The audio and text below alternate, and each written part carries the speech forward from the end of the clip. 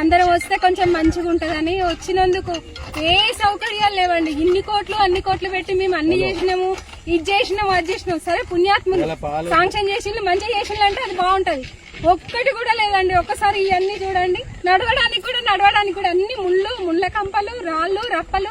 ఎట్లా పోతామండి చెప్పండి? నువ్వు అన్ని చేసినావు, అన్ని చేస్తాను, నేను ఇన్ని శాంక్షన్ చేసిన అన్ని చేస్తాను అన్నప్పుడు అన్ని చేయాలన్నా వద్దా? ఏది లేదండి. మాకైతే ఏ సౌకర్యం లేదు. 35 కోట్లతోటి చేసినామని ప్రచారం చేసిండ్రు. 3 కోట్లు ఖర్చు పెట్టిందో లేదు అసలు. నిన్న వాళ్ళొచ్చి వీళ్ళొచ్చి అంటే మంత్రులు వచ్చినప్పుడే అయితేనే మంచిగా ఉంటాయి కానీ మాలాంటి ప్రజలు మేము ఎన్నుకున్నోళ్ళే కదా, మరి మా పైసలే కదా, అన్ని మా డబ్బులతోటే మీరు అన్ని చేయిస్తానని అన్నారు కదా. మరి ఏవండి పైసలు తీసుకునే వరకేనా? మేము ఇన్ని కష్టాలు పడాలనా?